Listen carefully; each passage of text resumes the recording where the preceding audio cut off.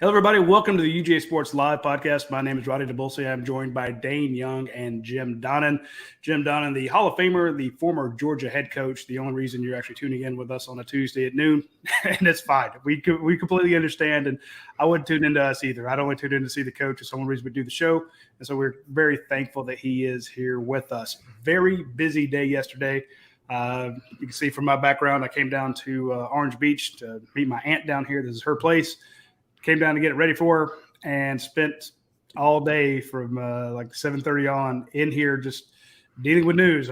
I'm 200 yards from the beach and I was dying, but there's a lot of crazy news yesterday. First and foremost, we want to give our thoughts and prayers to E.J. Lightsey, the Georgia signee, who was shot twice last night. He is, from what I understand, in stable condition. He is speaking to his teammates. I think he actually went in for surgery. We're not The details are very vague there, but we did confirm that he was shot twice, and he is stable and should recover. Not life-threatening, but not good. Not good. So our thoughts and prayers are with him. And, of course, the big news, or the other big news that broke yesterday, Matt Luke, Georgia's offensive line coach, former Ole Miss head coach, stepping down. We broke that news at UGASports.com yesterday after the players found out about it. Crazy stuff going on, Coach, and I just want to turn to you and your thoughts with any of that stuff. It's just a crazy news day. It's a Monday in February. It's not supposed to be this wild. Yeah, I mean, there's not much you can say about EJ except we're just glad that he made it through okay, based on everything that I've heard. And the only thing I hear is what I read, but I haven't had any reason to go over to butt smear and talk to those guys. But as I mentioned to you on this podcast, I was impressed with his tape, and I watched him kind of interact with our players when he was there for official visit. I was over there for a little while, and he's kind of not really put together like he's going to be, but he's really wiry and he's going to put some weight on. So, and then of course Matt Luke. I've been able to watch his family a little bit because some of these kids are kids of some of the guys I know. And so with my wife's passing, I've had some more time to go out and watch some of these junior high and little league games, and also watch Brent Rollins, our expert coach on our staff here. So I watched him and Pollock. I watched them play, and I know how involved his wife was watching them, Ashley, and I know that you got two kids like that and you got COVID and you get a chance to be around them for a year like he was. And then all of a sudden you get back into the stream of coaching and you're on the road and everything. It's a different deal. So he's a little bit better situation maybe than some people at his age because of payout I'm sure he got from Ole Miss. But I can't really say what happened, but I know that he'll be at least have a little time to spend with his kids unless he wants to get back in it, which he could do pretty easily. So moving forward, we got to get a coach. And fortunately for us, this didn't come yesterday. It's been in the works for a couple of weeks, and it's hard to believe it's been quiet around there with people like you and Dayne searching for things. And but Kirby's got some people in mind and has interviewed some, and I'm sure that he'll lean on some of the coaches, the association that our coaches have with different guys like Munkin and Bobo and those guys. So we'll see how it works out, and we'll have another good line coach, and things will keep going. Remarkably, when you got a situation where you win a national championship, pretty much status quo, everything. But since this season's over, we've lost the director of football operations, 4 assistant coaches, and so it's going to be a new staff. Over half the staff next year is going to be new, plus 2 strength coaches too. So we're going to have to, take the good with the bad. The good is you win, but the bad is you lose coaches. So we'll see how that works out, and hope we can answer some questions today and not dwell on too much about the past. We got to get on with the future here. Coach, I know every position requires technique and coaching, but I've been told by coaches who know way more than me that offensive line specifically, you have to have a tactician that knows how to teach every little step. Can you kind of speak to what you look for just in terms of how you train offensive linemen and how a head coach would look, for an offensive line coach? Yeah, the interview process for every position, you bring them in there and talk to them about the different ways that they train kids during practice and what they look for in a recruit, and maybe watch your tape and have them evaluate what the players are doing, and then watch some of his tape and see what he was teaching. But there's different ways to skin a cat and different ways to use technique. Coach Pittman was more of a pure zone guy that very little movement by the line, whereas when we got Monk and Luke, we used more pulling and did some gap schemes which we blocked down. But the main thing is, if you can coach, you can coach. If you can coach junior high line, you can coach senior high line.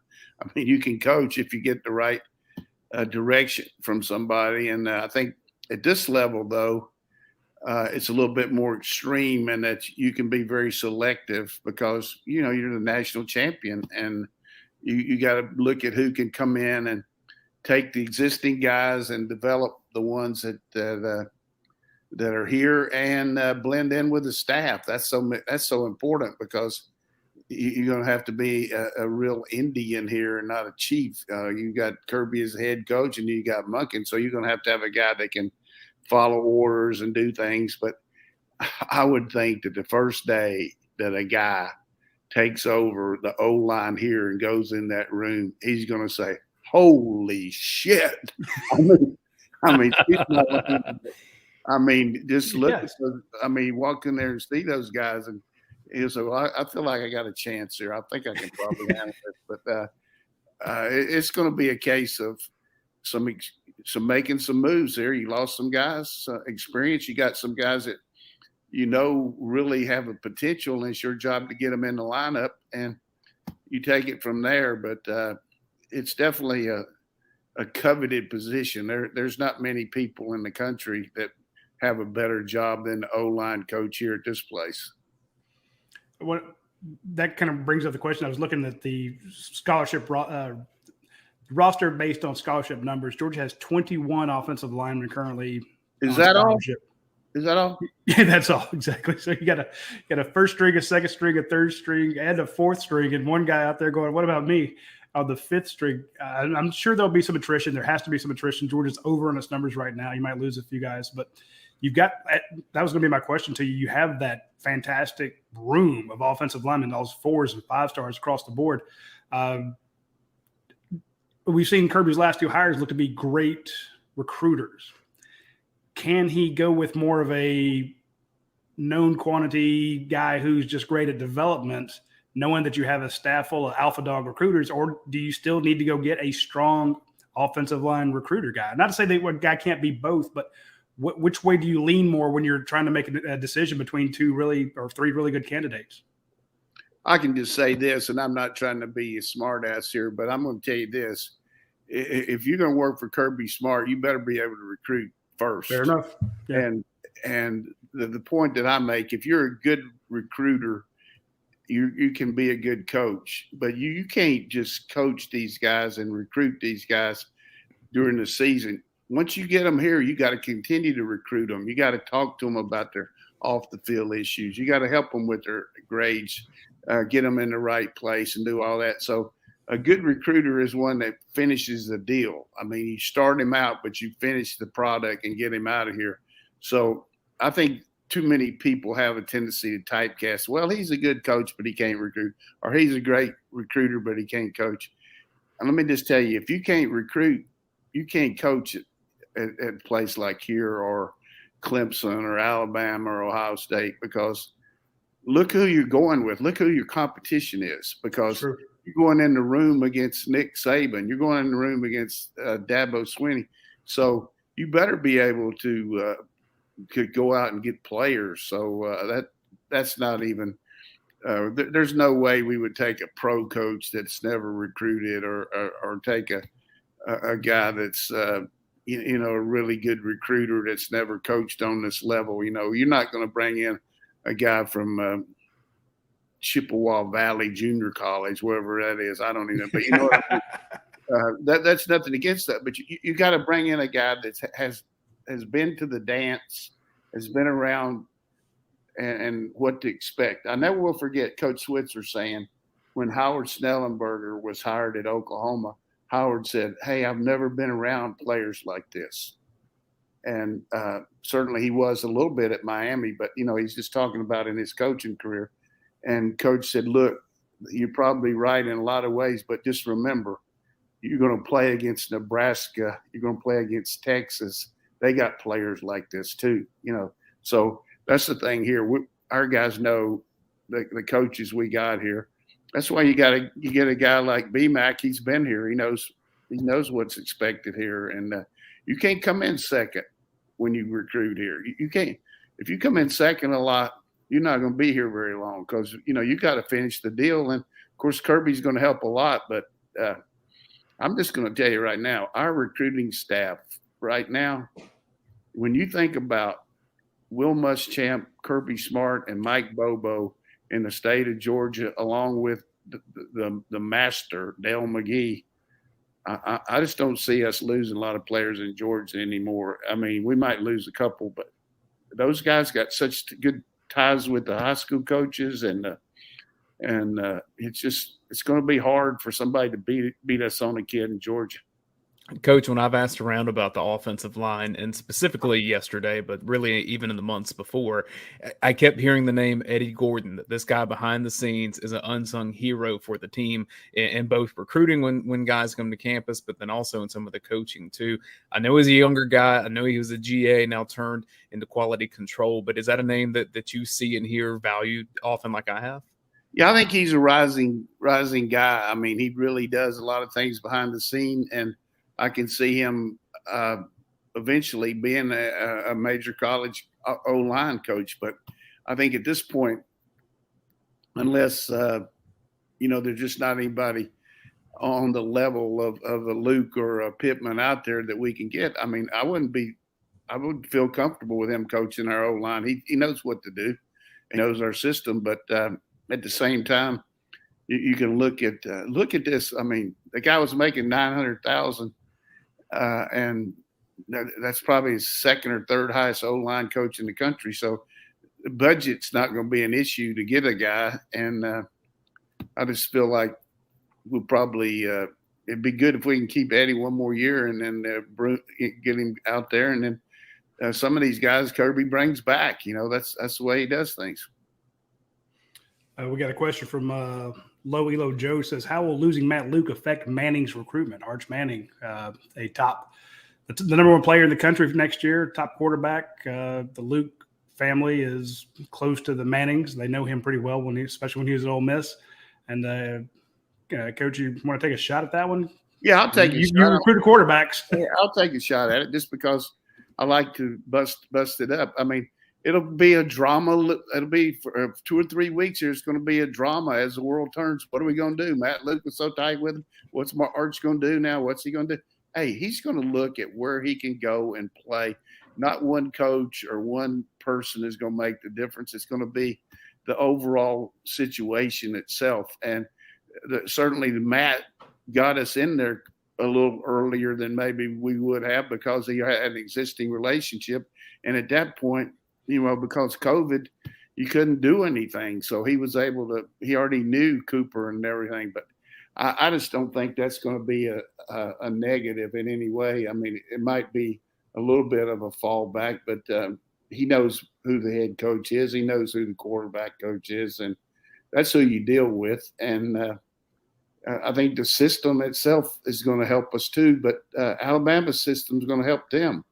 I mean, it's a little bit more proven at this point based on the quarterbacks that they put out. But, we got, a chance to start developing ours. So he can look at that too. There's going to be a lot of different things that he looks at. And then the NIL, I mean, even though they got money, I'm sure they're going to look at what all that entails. But we'll continue. You just look at Kirby's record.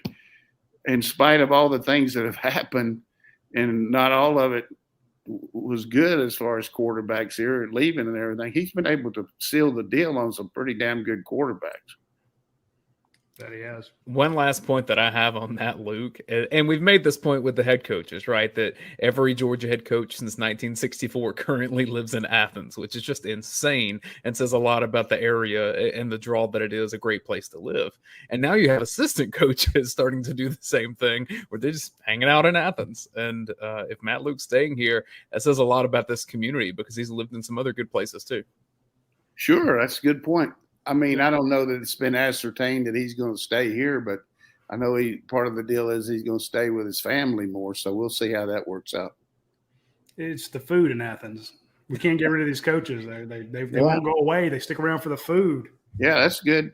And tell us about some your pie and all that academia right now. That's a really good lead in. Yeah, maybe Drew French call over at Academia. They have a car show coming up on from 12 to 4.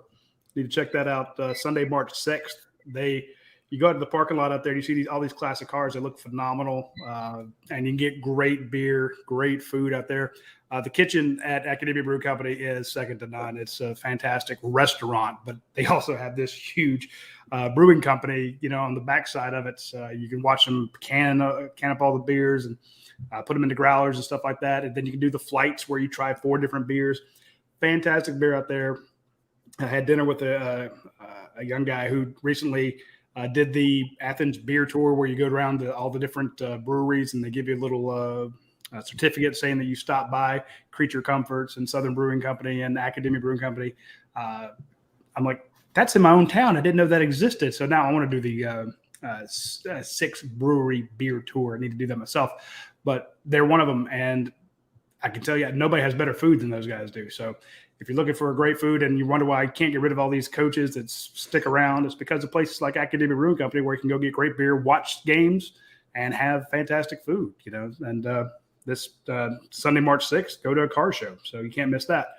Also want to mention our friends at Europie. If you were trying to figure out, hey, it's noon and I need something to eat, pick up your phone, go to the Europie app, order a pizza or a salad or a sandwich or anything like that.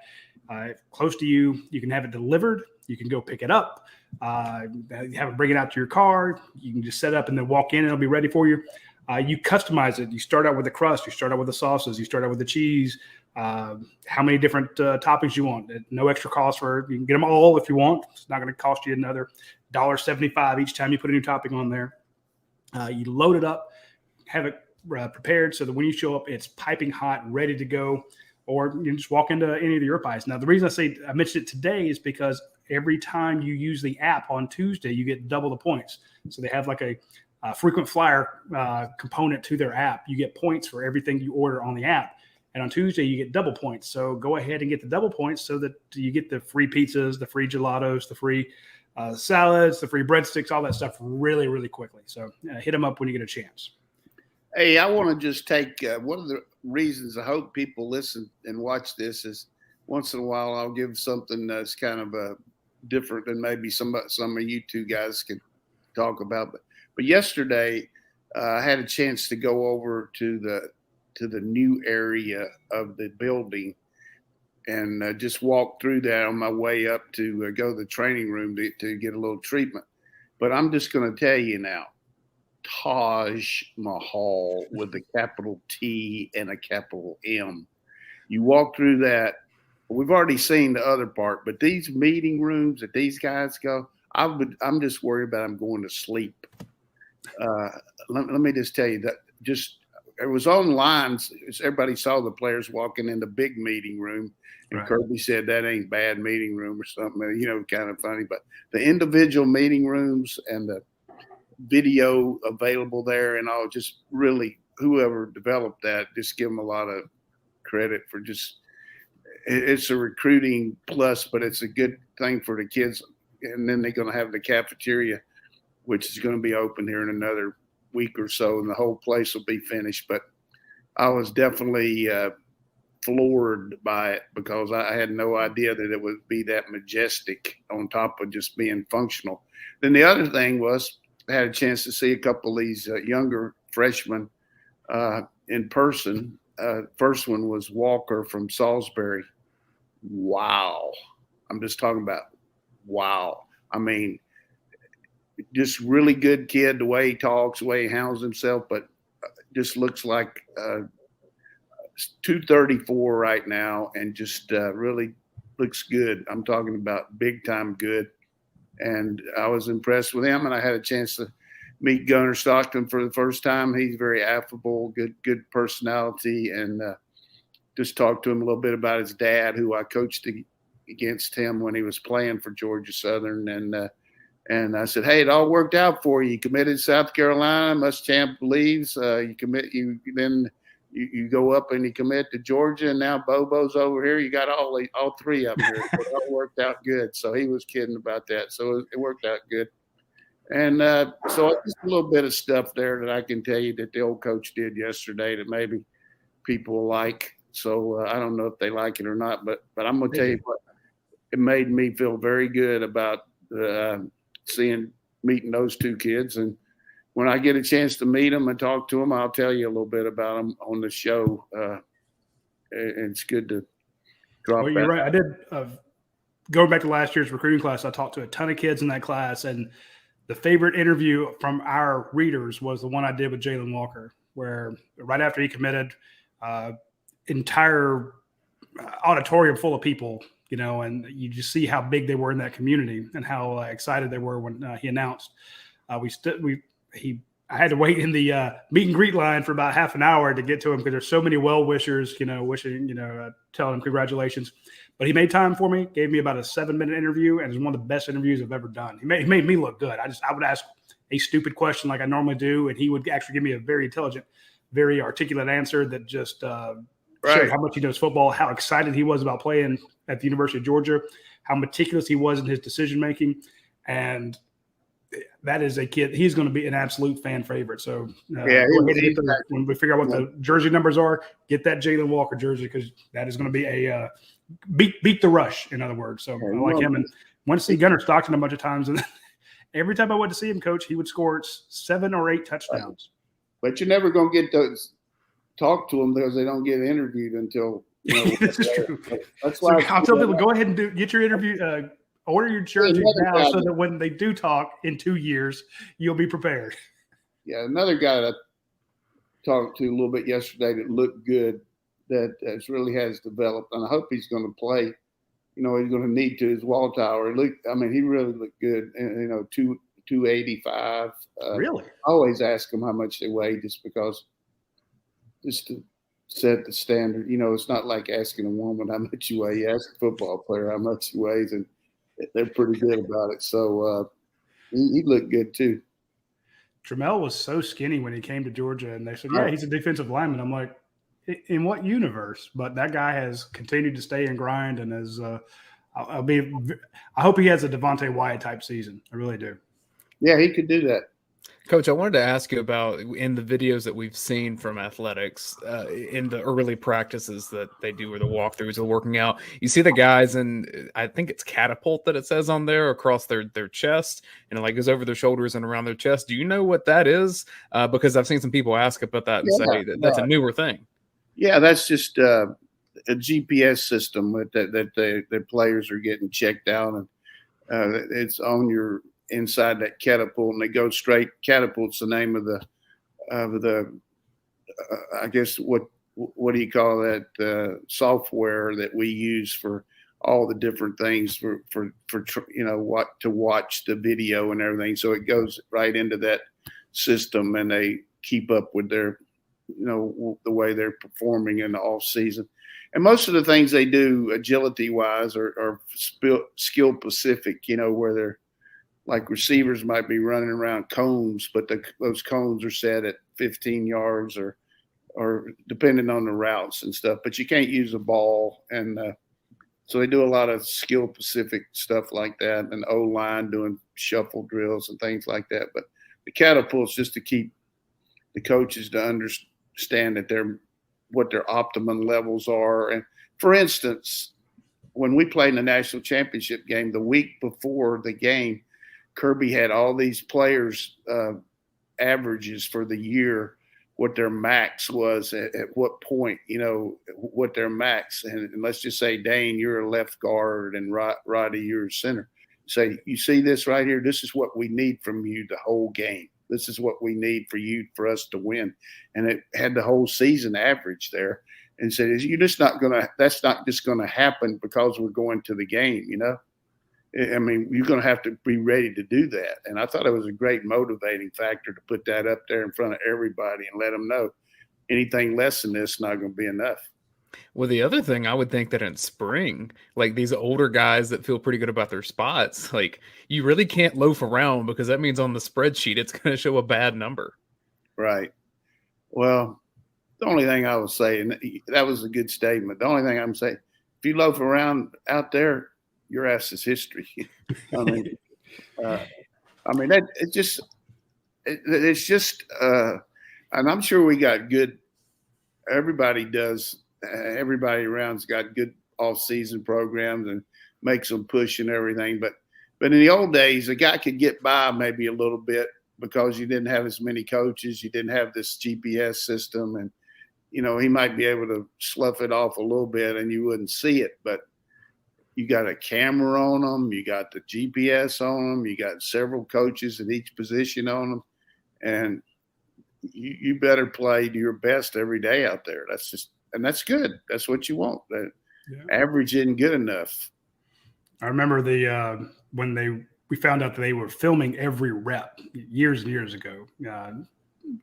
Said, and they would have somebody go in and grade the entire practice. And then they would also assign loafs. Like you said, if a guy, is kind of hanging towards the back, not doing the reps or kind of going through it half-heartedly, they would get dinged with a loaf.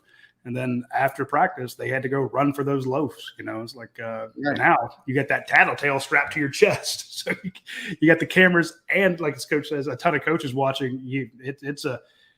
That's why they will come out and say practice is way harder than any game. Yeah, you run more reps, and I'll throw this out there. When I was a young coach about 50 years ago, maybe longer than that, I went to watch Stanford practice, and Bill Walsh was the coach, and I had a chance to visit with him for a couple of days and watch him in meetings and listen to him and everything. And the good thing about him that I thought, which I've tried to always do with people that came in to me, is I would ask them what they thought too, to try to get interject, because sometimes you can pick up things from somebody, and I don't think he was really thinking he's going to get much out of me. But anyhow, he was asking me what I did in practice and all that. And he said, well, let me ask you this. On your individual, when you're doing the play polish with the quarterbacks and the running backs, do you film that? And I said, no, I don't. He said, why not? He said, if you can do more technique work on that than you can when you're in a team situation when they're out there with everybody else. You need them to get their steps and their handoff position and all that exactly right. So when they go 11 on 11, they're not thinking about that. But if you're filming it, you can show it to them. And he made a good point to me that from that point on, and then I went back and told our coach that, and he said, God almighty, he said, how much is that going to cost us? I said, I don't know, Coach. I'm saying Bill Walsh does it. We ought to do it. And so we started doing it. O-line, everything. We started filming everything. And now you got videotape. Doesn't cost anything hardly. Right. With the system. But the point is, like Rodney says, and I always tell these high school coaches that I watch and everything, I said, if you ever just get some kid that is interested in being in video and all, let him come out there and tape some of these things you do in practice, and so you can watch it with your players and go over it instead of just hoping everybody sees it, So that's what I would say. And that's what's great about Brent Rollins and Coach Pollock. They tape all that stuff, and it really is good for those kids. Yeah, we're seeing a lot of you go to any high school game now, they actually have a little tent set up, and they're videotaping plays, and the coach is taking the offensive line over there, and he's showing them plays in real time. Here's what we got to fix and stuff. And I'm like, is that legal? Yeah, absolutely. It's high school. You're seeing it. You can't do it in college. Yeah, they're doing it in. They walk out with a giant monitor, set it down on a folding table. It's like, here's what's going on in this play. So let's check them out of the high school, see if it's legal. You can't do it in college. Yeah, they're like, here's the last series. Here's where you guys screwed up, So yeah, I know a team used to film the first half and try to get it, edited, which was hard to do. Maybe just the first quarter, but then by the time the coaches came down there at halftime, they could watch it. So that was cheating like a big dog. Hey, we got a bunch of questions I want to try to get to, and I'm going to start with Sarah O. Hey, Roddy, before you get to that, we do have a bit of recruiting news that is breaking right now, as we mentioned, and it's a decommitment. Kayan Lee from Cedar Grove High School, 2023 defensive back. Since we've recorded the show, has posted that he is decommitting from Georgia, but still evaluating Georgia, is what he says. So 2023 defensive back. Wow. Okay. Well, he's got a lot of teammates that play at Georgia, so we'll see how that works out for him. Did we drop him? Works out for Georgia. Did we drop him or? Don't know. I guess we'll see where that ends up. Still, some time for that 2023 class. I hope we did. Let's go, Roddy. What we got? All right. Sarah O says, "Are we free and clear with Todd Monken, or is it possible that he is still hired by an NFL team?" I mean, it could happen, but there's not any NFL jobs open now as far as head coaches. So I would think more than likely he's I would say 99%, like that dial, what is Ivory Pure? Ivory Soap. 99 and 44, 100%. Just based on the supply and demand, there's not any pro jobs open that I think that he would take at this point. Even an offensive coordinator, most of those spots on the staffs, even with the new coaches, those are filled. Yeah, that's what I meant. There's no OC jobs that he would be, that he would take, and there's not any out there. That's a good one. I hope that answers your question, Sarah. Coach, you reminded me of the 99.44% Ivory Soap. I remember my grandmother buying that soap and sending us down to the lake to take baths. She's like, she didn't want all those 5 boys at her house. She was like, here's a soap. And the reason I remember that stuff floats. It's great. So you couldn't lose the soap in the lake. So, yeah, that's good for you. I'm glad you took one once in a while. Hey, it was about once a month when we were up there in the summers. Okay, Randy says, give me your best guess as to the starting offensive line. Where does Amarius Mims fit in? That's just very difficult to say at this point. First of all, we got to get new line coach, but I would say he's going to be in the top 6, and then you just got an established tackle at right tackle, and you got a guy that played a lot at left tackle. But he's a pure tackle. It'd be hard for him to move inside, so we'll just have to look at it. But center's pretty established, and then you've got 60 that's played a lot, and then he played hurt a lot last year. So we'll just have to see. And I like 77. I really like him. And then you got certainly Xavier Truss. You got Truss, but you got the big Darren kid, Willick. but the big kid that started last year and then got hurt. Tate Ratledge. So Warren Erickson. so we got Erickson and Van Brand. Yeah, it'll be good. I'll be curious to see what Ratledge can do in the spring, if anything, because that's a tough injury to recover from. He's not going to have any contact this spring. He's still on a little bit of a scooter type thing, moving around, just for balance and all. So he's not going to play this spring. Yeah. I want to go back to the center spot, though. You saw Cedric Van Pran be the center all year after Warren Erickson got hurt, and then Warren Erickson became your right guard. Do they go reevaluate that and say, look, Warren Erickson was the one who had the job to begin with? Yeah, I think just from practice perspective, you always you can move around guys a lot more in the spring and not worry about the set lineup for the games. And so it'll be interesting to see how they use that. But a center is invaluable. I mean, you just got to work. And the one thing about Coach Monken that a lot of people don't study it, he likes to go under center because of the play action and because of stretch play and things like that you have a lot easier way to run some plays under center than you do the gun. So, I think Stetson's pretty adept at that too. So, but the quarterback center exchange is something that you just can't take for granted just because the guy's snapping the ball, and the gun's a lot easier to block after you snap it than it is to snap and then block under center, as far as I'm concerned. I mean, when the quarterback's under you. And you've got 3 centers now with some level of experience, which, I mean, most teams struggle to find 2 of that. So Van Pran obviously started most of the season. Erickson has started at center. And then you saw Blasky get it in some of the blowouts in fourth quarters.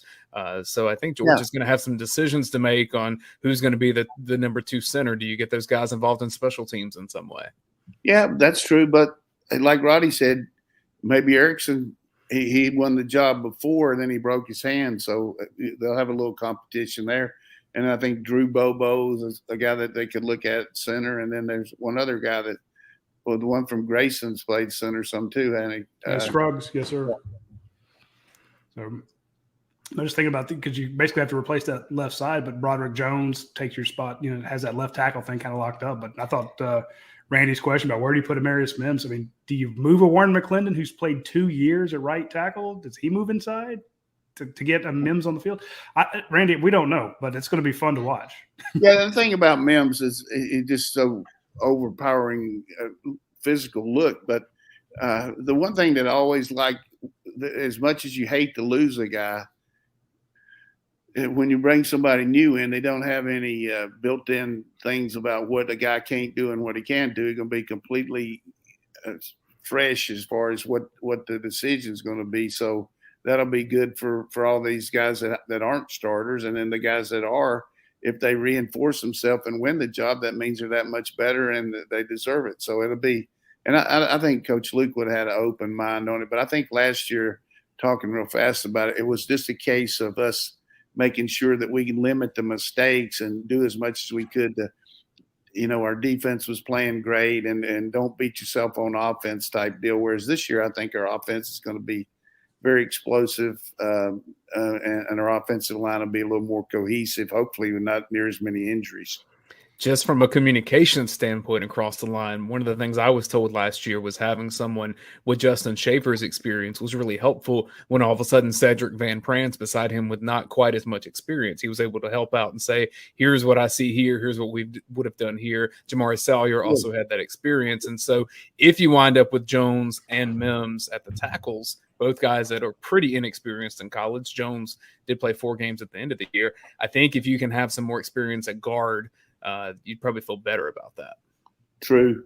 But the thing about our game experience is one thing, but just so many practice reps against good competition has really enhanced all these guys. And I think it really helped Jones going against the guys he did day in and day out. So when he finally ended up starting, he was ready to rock. He'd been around and trying to block Anderson off the edge and all those guys. So it really enhances you. So our practice reps really help us. But Roddy, the point you made, 21 scholarship offensive linemen, as we're talking on February 22nd, 2020, 22, 22, it ain't going to be 21 after spring practice. There's going to be some guys that are going to play elsewhere. We'll see who those are. Yeah, and you got, 5 coming in? How many are here now? Like 2? Well, that's 21 with those 5, Coach, yeah. Oh, okay. All right. What we got next year? That's O-line. We beat this O-line stuff today. We'd be the first ones to beat them. All right. So Rick says, "What's the latest on Arik Gilbert?" Speaking about the offense, Coach. Everybody keeps asking about Arik Gilbert. We haven't had a real chance to see him. Yeah, I mean he's from all I understand. I checked yesterday and asked about him specifically to a couple of guys over there and said he's doing everything good. He looks good. He's working out. And he's really feels very comfortable. I mean, I walked by him.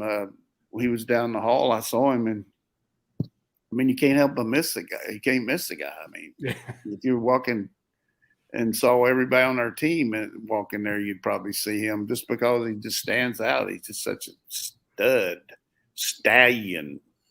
I don't know what else to say. I mean, God knows. I mean. Well, we hadn't heard a lot, so that's good to know. It was a situation where he Well, I mean, you told us came to the team that wasn't with him. Now he's back. You told us back in You told us back in one of these shows, which I hadn't even thought about. You said, "Hey, he's back in school. Everything's going good." So, as usual, you picked up something once in a while, and it was good. But I saw him yesterday. He looked good.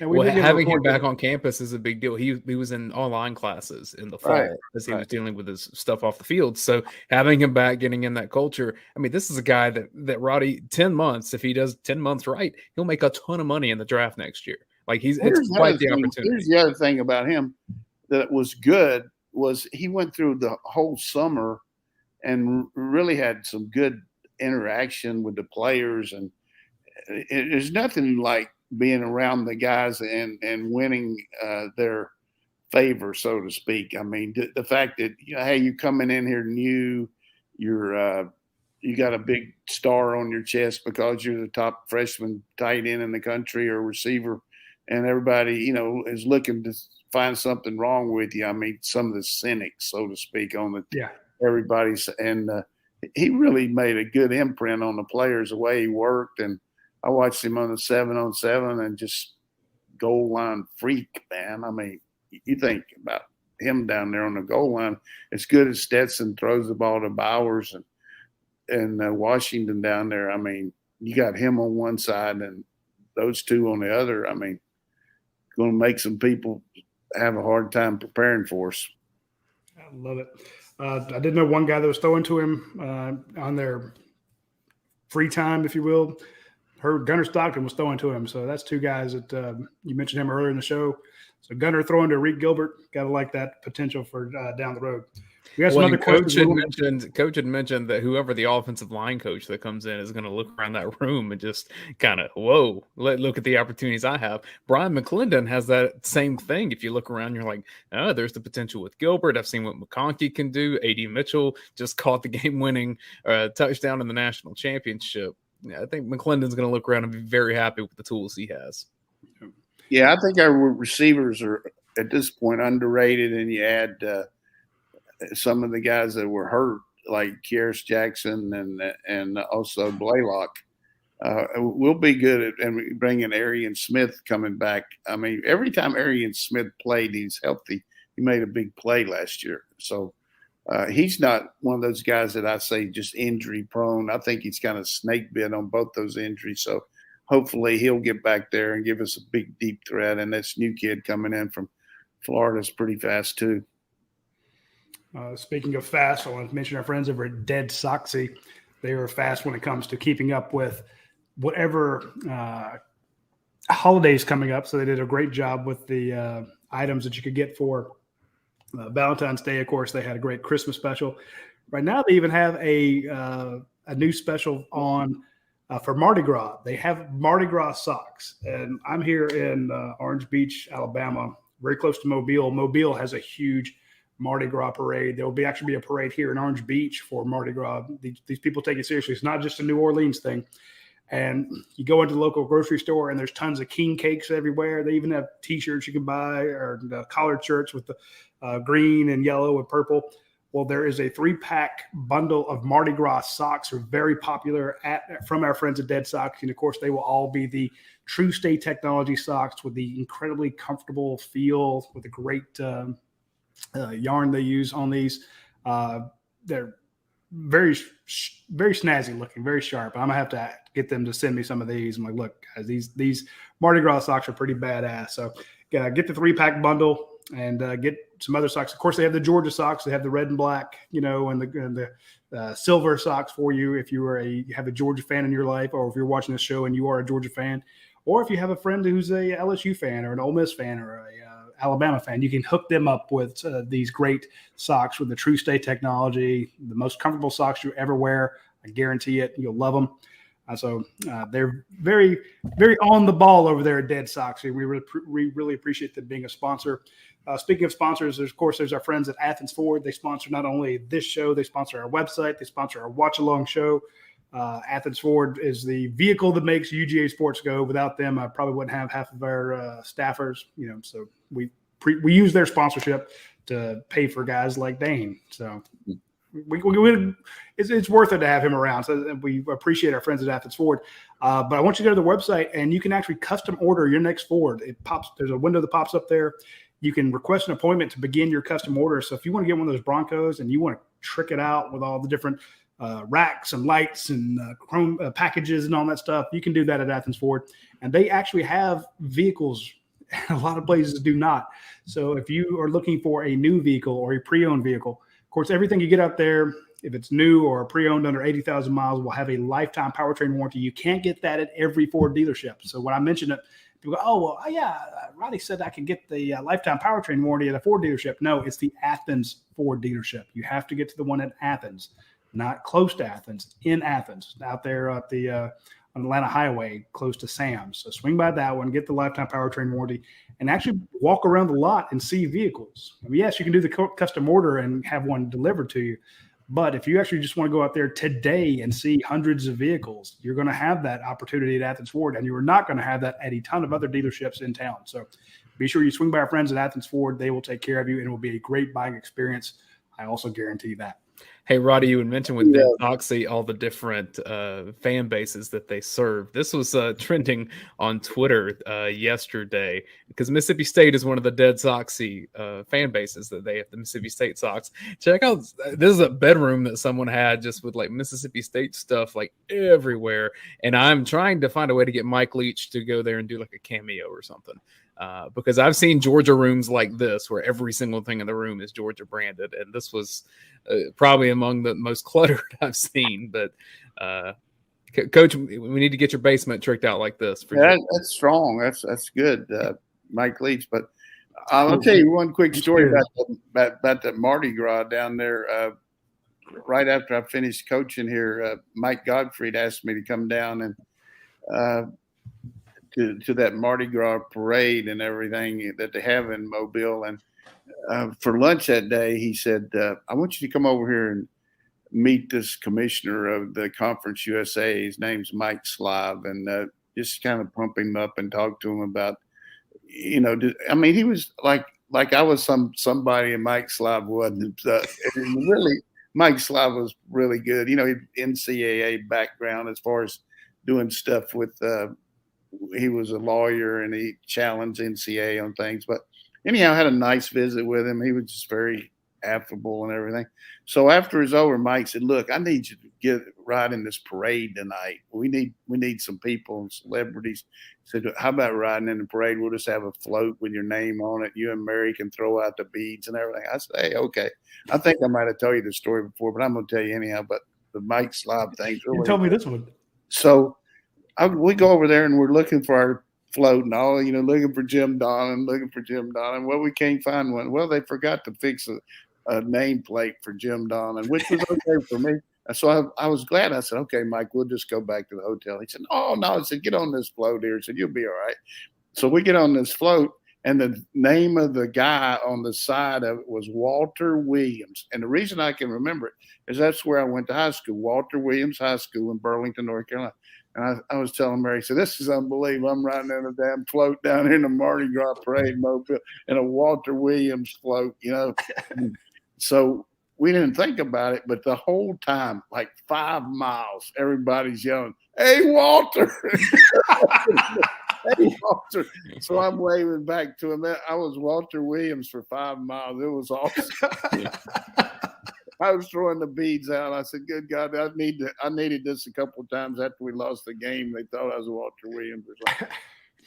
I know who you threw him to, too. Yeah, I did. I didn't get any exposure, though. I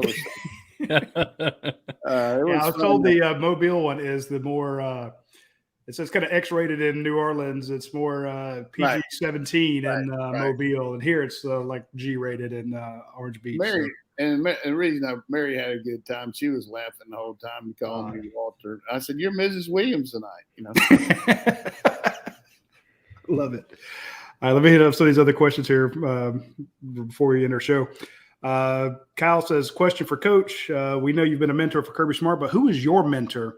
And where do you and he agree and where do you disagree? Yeah, I don't really think I'm a mentor for Kirby Smart. I mean, he's been around a lot more. Coach, I mean, come on, that counts. No, but I mean, he doesn't.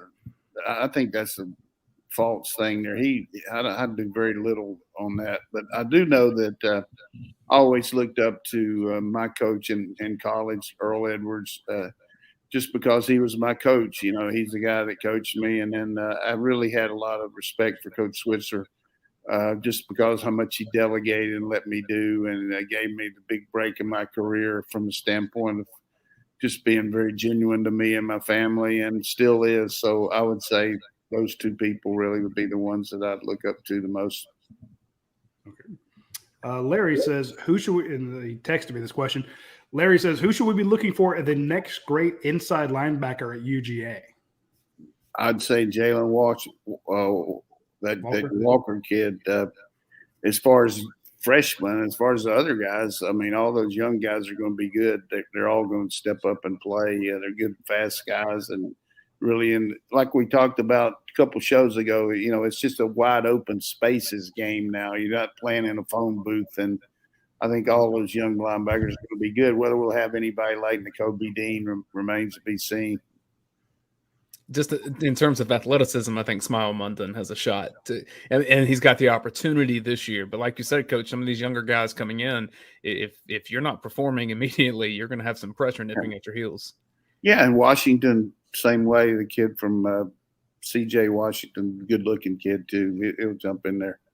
I was thinking that Jamon Dumas Johnson, he, as a freshman, that video leaks out of him just jumping 48 inches into the air to snatch a ball, an interception. Right.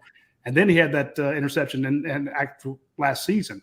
I'm thinking, man, this inside linebacker guy is pulling down interceptions left and right. This could be a very interesting player. And, of course, he looks like he's 57 years old. I mean, just that high school photo of him with the shirt and tie, he looks like an old man, but he plays like a young buck. So I'll be very interested to see how he and Smile Munden do. And, of course, I'd love to see what, Tresman Marshall and Rion Davis, those guys that, they've been banged up, but, they in high school, you thought those were the next Roquan Smiths, so it'd be, like you said, Coach, it's just wide open over there. So, Larry, I don't know who it's going to be, but there's a lot of great, lot of potential there. One thing I'll say about an inside linebacker, and this is just me trying to kind of put these guys that are leaving in the place of Georgia history. And I thought this with Andrew Thomas, that he was one of the best 10 players I've ever seen play at Georgia. And I know that I'm younger, and so I'm probably missing out on a lot of guys that qualify. But, I mean, Nakobe Dean has to be in the best, 20 players to ever play at this university.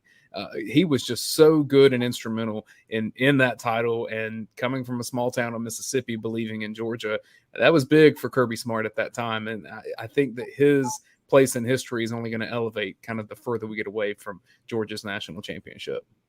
Yeah, I think the two guys that really stood out in Kirby's regime, as far as the fact that he and Roquan just had such dominant senior years. I mean, and Roquan a little bigger going into the pros than Nakobe, but both of them just outstanding. And as good as they are on the field, just even better off the field. Yeah. I would accuse you of recency bias, but he's only the second guy to win the Butkus Award at Georgia. So, yeah, that is a fair assessment when it comes to inside linebackers. Yeah, Philip says, Coach, which quarterback could push Stetson Bennett for the starting job? JT Daniels. No, don't start this crap with me, Coach. I will end this show in a heartbeat. It's 2022. Can we not? JT coming back. Put it out.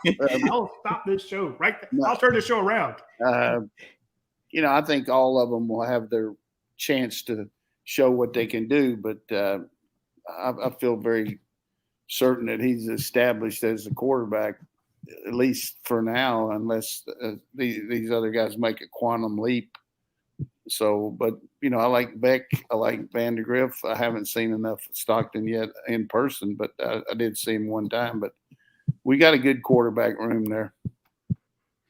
Yeah. The only guy I could think of would maybe be Carson Beck, just from an experience standpoint, but the other guys haven't really seen the field. So, and again, it says who could push him. I'll say could. That's it. But I really think right now all your eggs are kind of in that Stetson Bennett basket there. Vandegrift had and I talked about that before, and I'll say it again. He had a really productive redshirt year from the standpoint going against the number one defense in the country, and from the standpoint of 15 games he played against the number one team in the nation, because he prepared for him 15 times as a scout team quarterback.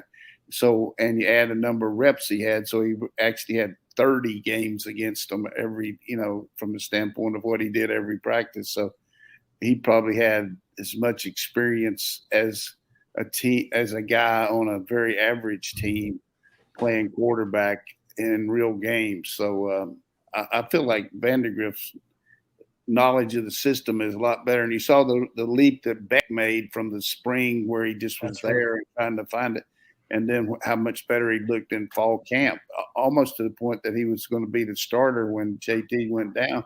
And then he didn't do that well in practice, and Stetson took over. But we'll have a good quarterback situation. I mean, I feel like, without going out on a limb, I feel like our offense is going to be really, really explosive and just can do what we need to. When you got tight ends that can make first downs and keep the ball and be matchup nightmares like they are, and then you had the speed that we got in the wide receivers, I think we're going to be very explosive. And you look at the competition we're going to be going against. I mean, unless these guys really do a great job in the portal, I don't see anybody really being that threatening to us on our schedule. When kind of like offensive line, I'm not convinced that Georgia's quarterback room is going to look exactly the same after spring. And I only say that because statistically 50% or whatever the number is now of like 4 or 5 star quarterbacks end up transferring pretty early on in their college careers, with JT Daniels being one of those already transferring out. Statistically, another one in that room would, Beck or Vandegrift, I don't know.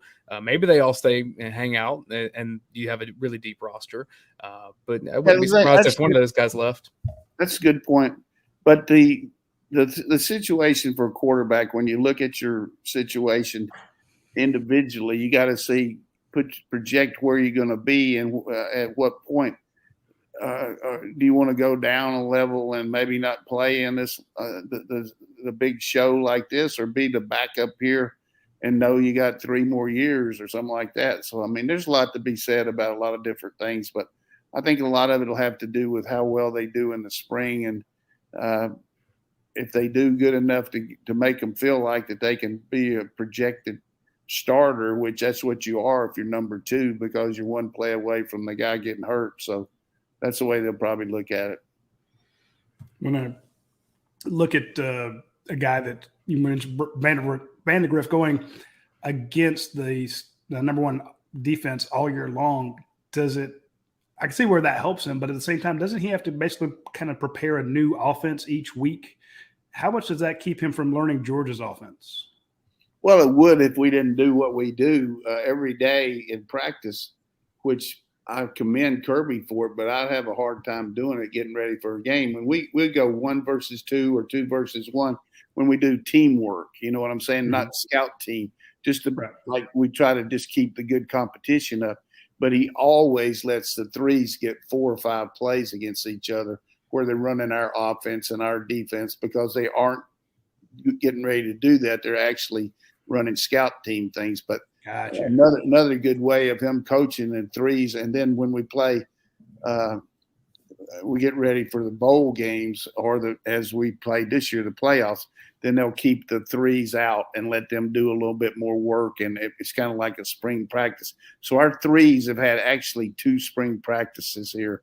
The getting ready for the Michigan game and getting ready for the championship game. They went out there and did a lot of stuff against each other. So I feel like he really knows our system.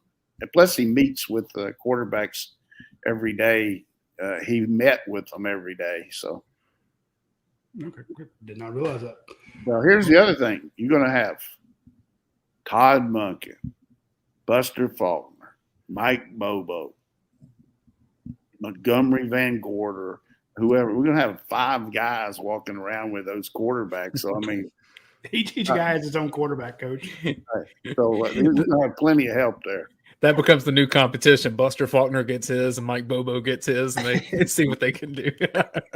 No, but it's good. It's a good checkpoint. You know, hey, did you see this guy's steps on this? Or it's another good way that Kirby does things. I mean, you can always improve a little bit. I mean, and it'll be good on our quality control for get another set of eyes looking at what we're doing. And sometimes it might just be, hey, coach, have you ever thought about doing it like this? Or do you think we're doing a little bit too much here? Or looking at this tape, I would say this guy looks like he's confused, or, whatever it might be. So that's the way you have a guy that coming in here as an analyst, kind of like Jay Johnson did. He was awesome. Let me put the analyst hat on you, Coach. I'm going to give you Todd Monken, Mike Bobo, Buster Faulkner. Which one would have the best arm right now in practice for those practice throws? Which one would have the best arm? Yeah, right now. I would say if Bobo would lose a little weight, he might. But that's cold. Buster got a lot of records. You ever seen those records at Valdosta? I remember when Buster was over here at our camp when he's a young guy, and he was impressive. Todd's more of a wide receiver. He played wide receiver. I mean, I think he played quarterback too. So, but I haven't really seen him throw that much. But none of them. I remember watching Mike Bobo out of practice throwing his damn arm off. Running those drills, working his quarterbacks and wide receivers. So I think probably I could still hang with them. Go said, move out the way. Give me the ball. Give me that damn ball. They're all good, and they're all good teachers too. I like that. There's a lot to be said about there's a guy that can coach you and tell you what to do, but it's a lot easier if you've done it. You know what I mean? It's just a quarterback coach. As good as Jim Chaney coach, he just wasn't he never played quarterback, but he probably knew as much about quarterback play as any of them, but it's still nothing like what you see compared to having done it, I think. Yeah, I agree. Well, you mentioned that these guys have been through, some of those third-string guys have been through 2 spring practices. Well, that second spring practice is coming up in about 20 days. So 22 days. So we're not too far, 3-4 weeks away from spring practice. The NFL Combine starts in a week or so. So a lot of stuff to we'll have pro day here too, right? Yep. A lot of stuff to look forward to here in the coming weeks. So be sure to tune in next week. I'm hoping that just throw out this little – I'm hoping before the draft that we're going to get Daniel Jeremiah on here to analyze all our pro. Oh, that would be huge. He's told me that he's going to do it. It's just finding the window that he's got the time to do it. So, and I will plug our series that Brent Rollins and I just started, where we're predicting the order that we think the Georgia Bulldogs will be drafted. So, like Trayvon Walker, we did a piece on him on Sunday, thinking that he'll be the first player selected from UGA. We're going down the list of could be potentially as much as like 16 guys, but you got Trayvon Walker over George Pickens. I think Trayvon Walker will be the first Bulldog drafted. Pickens, we've got closer to the 5th Bulldog drafted. That's why you guys are doing the show and I'm not. Yeah, that's you can tell me I don't know anything, Coach. Later on, but that's where I'm at. That's it. We're gonna have some. So where you got Kendrick? Oh, he's on down the list. 40 times not going to be what I think pro teams are going to want from him. So you don't. But I mean, you start talking talent though. Like once you get Trayvon Walker and Nakobe Dean and Devontae Wyatt, who could sneak into the first round, Jordan Davis. I mean, all of a sudden, like here's some good players that are going to sneak down into the 3rd and 4th round. Yeah, it's tough when you compare them to the rest of the country. You're right. That's good. But so we don't need Daniel Jeremiah, and we got you two guys.